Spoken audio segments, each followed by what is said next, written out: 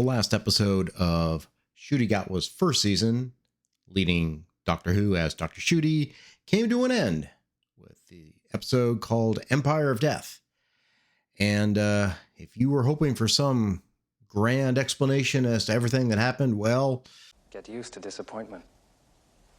This episode picks up right where the last one left off, with Dr. Ncuti looking terrified as Susan Triad, now an agent or avatar or something for Sutekh, is about to unleash the gift of death. And the gift of death is basically a sandstorm that turns everyone into dust.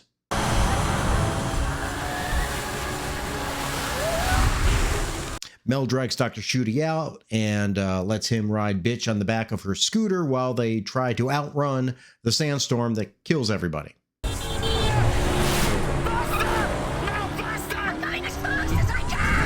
Not really certain how this little Vespa moped is outracing this giant, all-consuming cloud of dust, but somehow it does, and they head back to unit headquarters.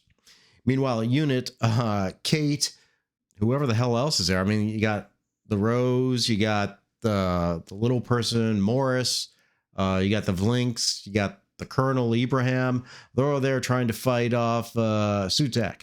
Yeah, apparently those bullets and lasers just don't work, and then Sutekh unleashes the dust of death on everyone. There will be birds.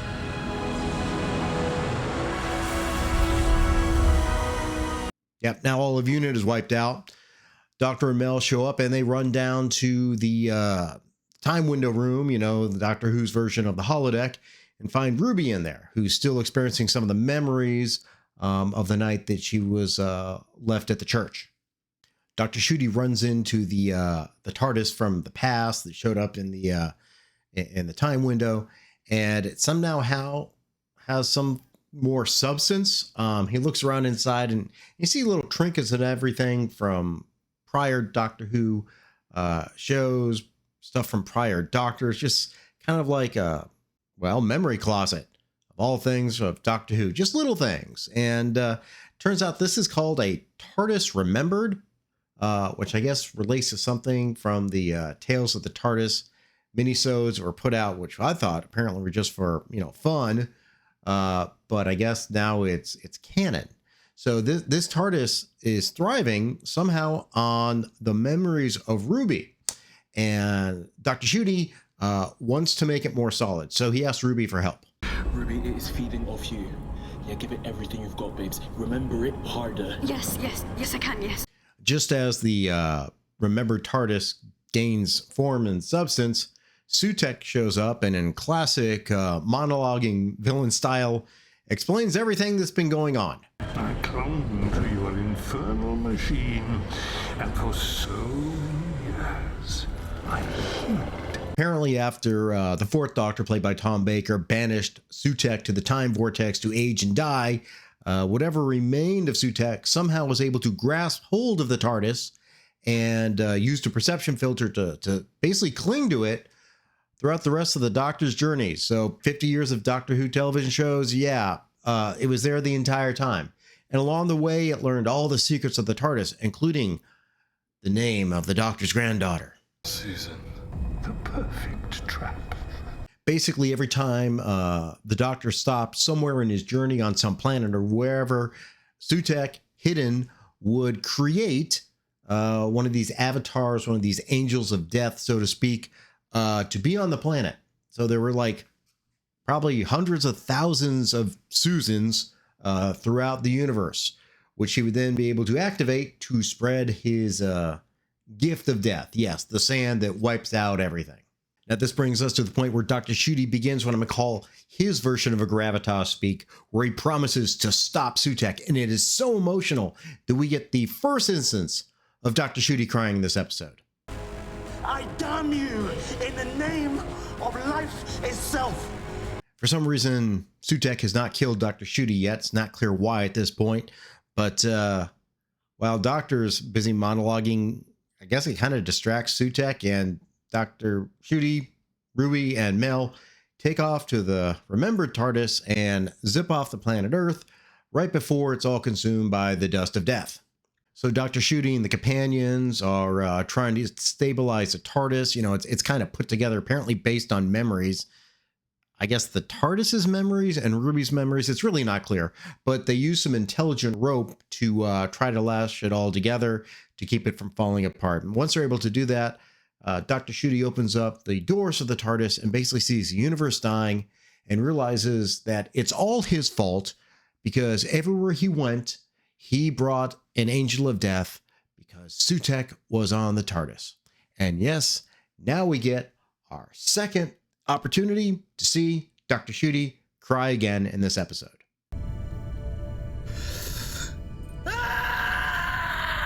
Well, Dr. Ncuti having himself a good cry. Back on what is ever left of Earth, we see Sutekh basically explain that he's going to let Dr. Ncuti and Ruby live so that they can lead him to the secret that's been bothering him. Basically, he doesn't know who Ruby Sunday's mother is either, and he wants to know. So he's just going to wait for them to find their way to do it. And we really don't know how much time passes, but at some point we see Dr. Ncuti kind of wandering some sort of deserted wasteland, and he comes upon a ramshackle tent where a woman's inside. Looks like she's tending some sort of market, but there's no food or anything there. And it's very clear that this woman is having some memory issues. Apparently the death wave is traveling throughout time and space and affecting people's memories. They say memory is dying. There was a man that said that actual facts were dying in the death wave. She doesn't know if her daughter's alive or not. Turns out she's not. She just forgot about it. But Dr. Ncuti asked for some metal because I guess he needs something real to try to make a connection in the memory TARDIS with a time window from the time window TV from the time window room and get another clue to figure out, I guess, who Ruby's mother is. That's I guess what we're trying to figure this out and somehow stop Sutekh. It's all very convoluted and confusing. But again, third time, Dr. Ncuti cries because he's upset about the everything that this woman's going through. I think she did. Back in the memory TARDIS, Dr. Ncuti basically realizes that, you know, Sutekh is waiting for them to find the secret and everything, and they need to figure out what it is with Ruby's mom. So he sticks the spoon into, I guess, a plug receptacle on the TV, and it gives it some reality to hold on to, and then it starts responding to Ruby's memories, and then shows an image of this guy. Yeah, that's Roger Ap Gwilym from the 73 Yards episode, which is basically an alternative reality show, which didn't actually happen.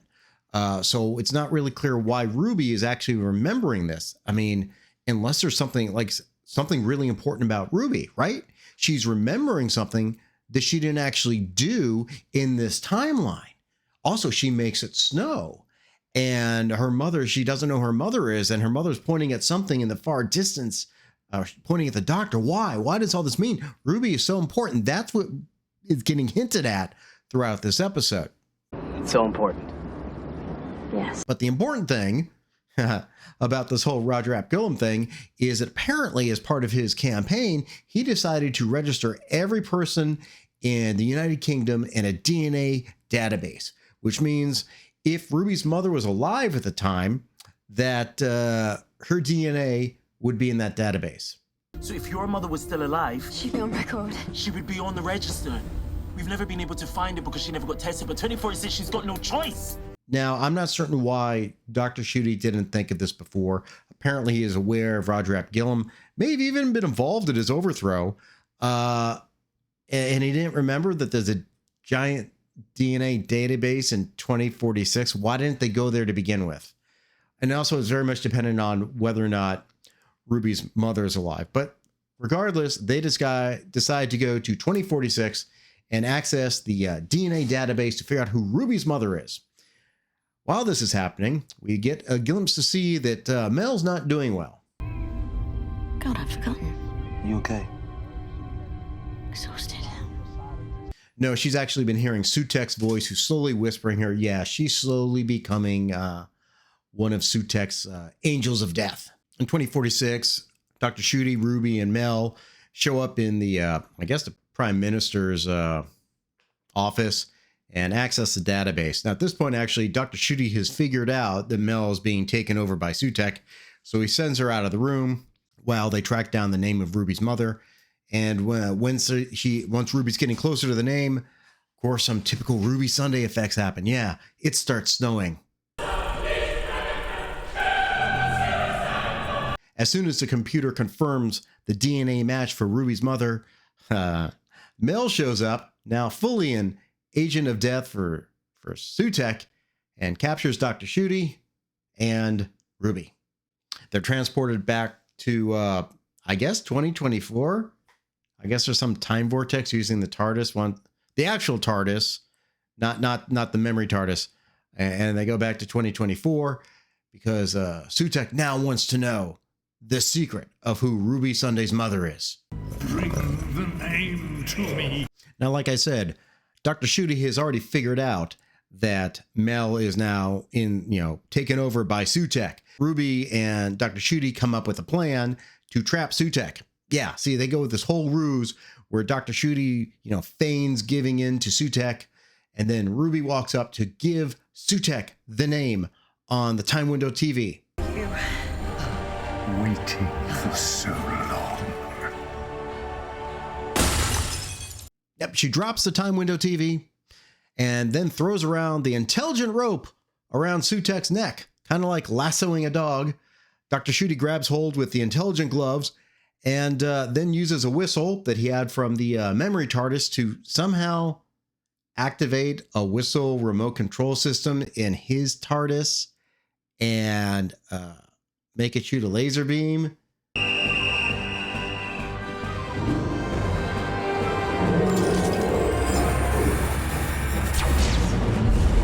And then propels it across the room, and he and Ruby then run into it and take off into the time vortex, tying the invisible rope to the TARDIS and dragging Sutekh through the time vortex.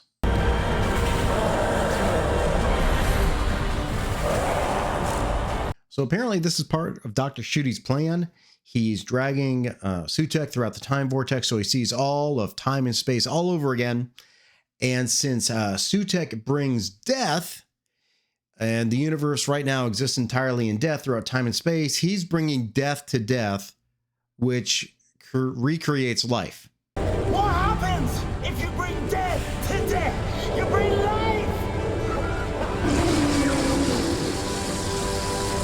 Yeah, I'm not really certain how that math works. Yeah. But I guess that's what's being done. So Sutekh, the god of death, is killing death and bringing everything back to life. That doesn't make sense.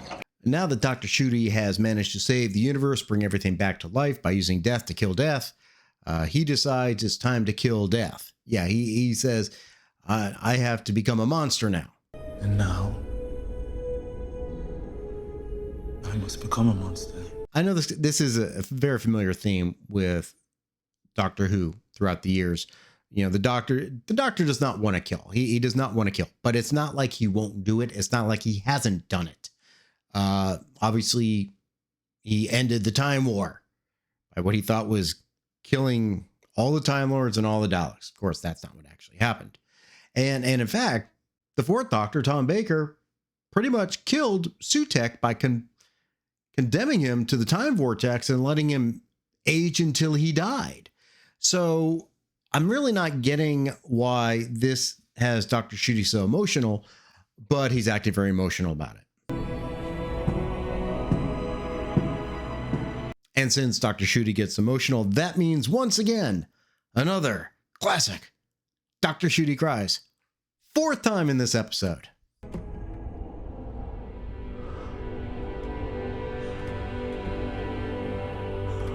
Well, now we're at what you would think would be the end of the episode because everyone's back at unit and everyone's, looking very happy that the universe has been saved. But guess what happens? The DNA of Ruby's mother has a match. DNA retrieval 100%. Yeah, it turns out that Ruby's mother was some 15-year-old girl named Louise Allison Miller, who apparently is a nurse now. And when she was young, she basically she got pregnant and was living in an abusive household. So she didn't want Ruby to be exposed to that. So she gave up Ruby as a baby. Now, there's some more that's answered here. Question of what was Ruby's mother pointing at? Well, it turns out she wasn't pointing at the doctor. No, she was pointing at the sign. She was pointing at the name of the road. She was naming you. So she was naming her daughter. At least that's what RTD is writing here. Doesn't make any sense to me. I mean, who's she pointing for? She doesn't know the CCTV cameras around there, right? Why is she pointing? Is it just for herself? I point at that name, and in my mind, I'm naming my child Ruby. Oh, it all sounds so stupid. I guess it's some significance, but the thing is, it's not. See, the whole thing is none of this has any significance. This person, Dr. Ncuti says, is just ordinary. The most important person in the universe was the most ordinary.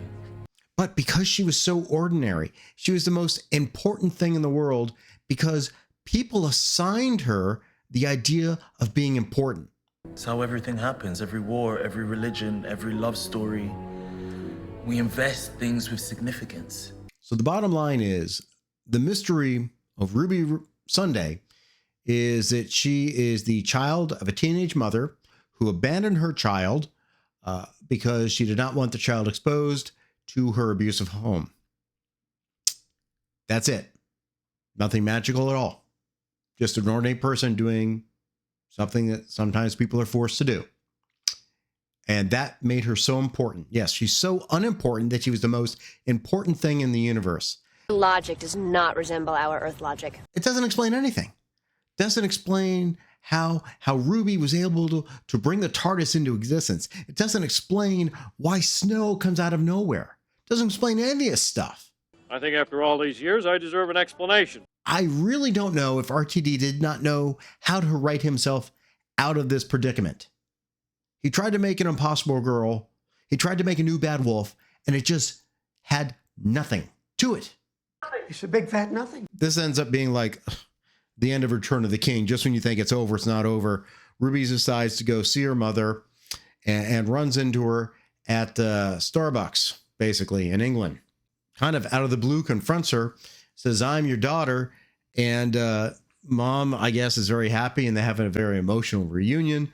And they go back to Ruby's adoptive mother's home, and they all reminisce and everything. But guess what? It's time for Dr. Ncuti to move on. Yeah. And he knows Ruby's going to stay. He knows the legend of Ruby Sunday has come to an end. Don't be sorry. Not a great end, just an end. And he says goodbye. Ruby leaves to go off and start a new adventure with her newly found family and go to meet her dad, who also doesn't know she exists.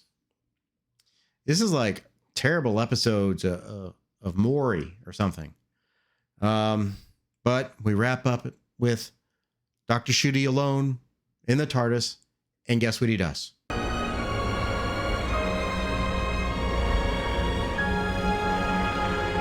Five times, Dr. Ncuti cries. That's a new record. It's a new record, sir. Outstanding. But wait, we're still not done. Because, yeah, Mrs. Flood shows up. That's right. Mrs. Flood shows up at the end and says, it's nice that the Ruby Sunday got a happy ending to her story. But guess what?